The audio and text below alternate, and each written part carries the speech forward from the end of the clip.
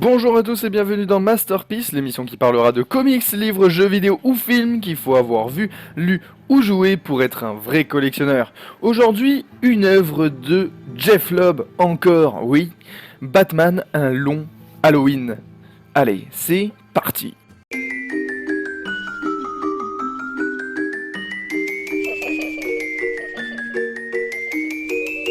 Ah, la cité de Gotham. Le vigilant Batman enquête sur une série de meurtres perpétrés uniquement lors des fêtes. Travaillant en parallèle avec le jeune procureur Harvey Dent et le lieutenant James Gordon, le Chevalier Noir engage une course contre ce calendrier morbide qui égrène chaque mois une victime supplémentaire.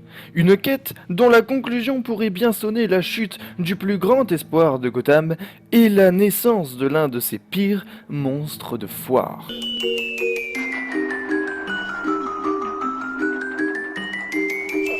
Ah là là, on va encore parler d'un petit bémol, mais pas vraiment. Avec grande importance, c'est les dessins qui sont pas vraiment détaillés. Comme vous pouvez le voir, Ivy, ici, avec ses plantes, on a l'impression que c'est juste un amas de verre qui est pas très joli.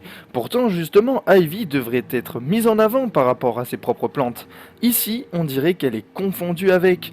Ok, c'est pour accentuer le fait que c'est une plante elle aussi et que du coup elle contrôle tout cet amas, mais je trouve ça vraiment dommage que on l'ait pas plus mis en avant. Après, je trouve que les dessins permettent quelque chose de sympa, c'est les expressions du visage, le jeu des ombres, mais pourquoi ça vous me direz? Eh ben je vais vous le dire.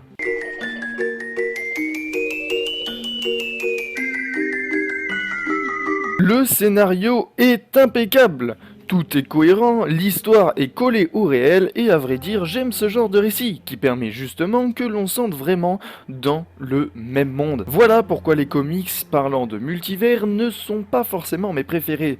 Je préfère quand un comics se colle à la réalité. J'ai bien aimé aussi les différents personnages. Je sais que Jeff Lobb adore ça, mettre plein de personnages pour notre plus grand plaisir. Et là, ce fut un plaisir. De plus, tous les personnages ont un but dans l'histoire, qui est d'éliminer Holiday ou les gangs de la pègre. Du coup, on peut faire le parallèle avec Silence, où justement on ne comprenait pas trop pourquoi autant de personnages étaient présents, à part pour nous faire douter bien entendu. Mais dans l'histoire, tous n'avaient pas forcément de réelles raisons d'être là. Maintenant, on va parler de choses un peu plus sérieuses, le jeu des ombres. Tout le long du livre, ce jeu est mis en avant pour montrer le bon et le mauvais, la lumière et les ténèbres. Ceci se justifie justement par l'histoire qui joue sur la trahison, le doute, avec cette atmosphère très lourde avec beaucoup d'ombre et avec surtout la fin, qui est le feu. Alors, petit spoil, ne pas regarder la suite si vous n'avez pas vu le livre. Allez, je vous laisse 30 petites secondes. Allez, c'est bon, c'est parti. La fin. Voilà pourquoi je vous en parle, de ce magnifique livre, La fin. Jim croit en Batman. Batman croit en Gotham. Gilda croit en Harvey. Autrement dit, Gilda reste quand même dans le côté sombre pour son amour, Harvey Dent. C'est pour cela qu'elle est représentée dans l'ombre et la lumière, pour dire le passé, mais aussi le futur. Mais c'est surtout pour faire le parallèle avec les deux faces de Harvey. Mais laissons ça un peu de côté un moment et partons pour Jim, qui lui dit que les bons ont gagné, après on verra si ça en valait la peine. Autant dire, Jim préfère le résultat final que la cause qui a amené à ce résultat. Sous-entendu, ce qui a été fait était à faire. Sauf que Batman se pose surtout la question, est-ce qu'ils sont vraiment du bon côté pour une fois? Car Dent a réussi à sauver la ville. Et oui, pour une fois ce n'est pas vraiment Batman, mais bien Dent qui le fait. Lobb, tu as des couilles. Bref, il réussit à transgresser les règles pour sauver la ville, ce que justement Batman, Jim et Dent s'étaient promis de ne pas faire avec le pacte qu'ils ont effectué. Alors on peut se poser la question, sommes-nous vraiment des gens bien si on respecte notre éthique, et sommes-nous vraiment mauvais si on transgresse les règles de notre éthique?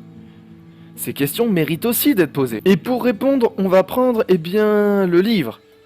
Ouais, en même temps vous êtes là pour ça. Bref, Dent passe du mauvais côté pour le bien des autres. Mais est-il vraiment méchant? Parce qu'on parle quand même d'un mec ici qui arrive à faire passer tous les méchants pour des gentils avec la fin. Car ce sont eux qui tuent le baron de la pègre, qui semaient la terreur dans la ville. Alors, réponse? Comme dans Silence ou Metal qui arrivera plus tard, en réalité chacun vit pour ses propres valeurs et ses propres choix. Qu'ils soient bons ou mauvais, tout dépend de nos valeurs et de notre vécu. Revenons à Gilda qui croit toujours en Dent, son amour, son mari, celui qu'elle a tant aimé, tant connu. Celle-ci décide à la fin de brûler tous les papiers, toutes les affaires de ce que faisait Harvey, pour montrer un renouveau. Le feu ici représente la lumière, l'étincelle au bout de cette histoire noire.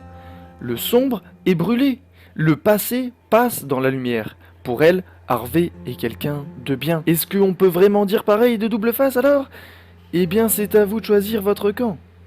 Vous voyez le sombre ou la lumière? Mais à vrai dire dans le livre c'est un bon.